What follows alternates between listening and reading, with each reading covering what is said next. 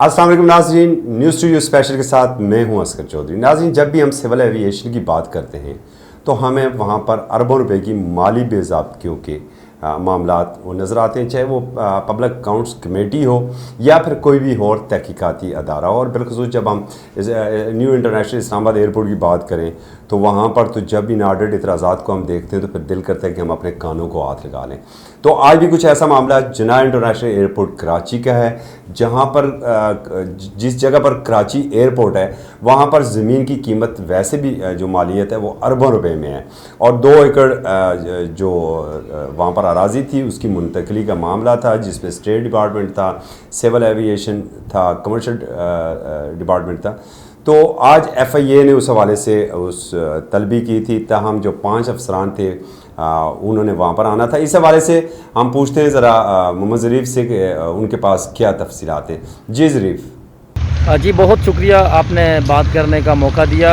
तो ये मामला ये है कि FIA की जानिब से जिन्ना इंटरनेशनल एयरपोर्ट जो कराची पर वाक़या पाकिस्तान का दूसरा बड़ा एयरपोर्ट है, तो जिन्ना इंटरनेशनल एयरपोर्ट पर मुबैना तौर पर 2 एकड़ अराज़ी जो मुंतकिल की गई थी उसके मामले पर FIA ने जो है आज 5 अफसरान को तलब किया गया है।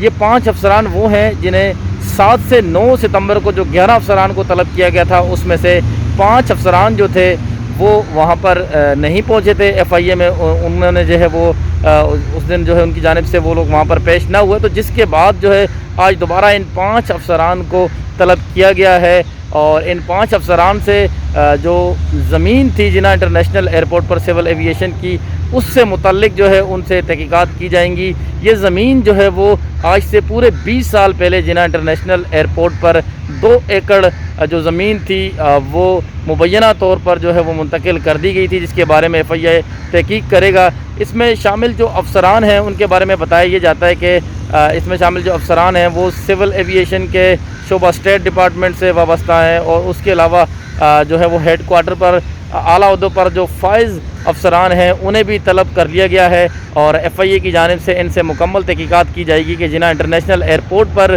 जो 2 एकड़ मुबैना तौर पर ज़मीन की जो मुंतकिली हुई थी वो किस तरह हुई थी, और कौम को जो इतना बड़ा नुकसान बर्दाश्त करना पड़ा उसके हवाले से भी मुकम्मल तौर पर तहकीकात की जा रही हैं। जी नाज़रीन, आपने तमाम तफसीलात सुनी।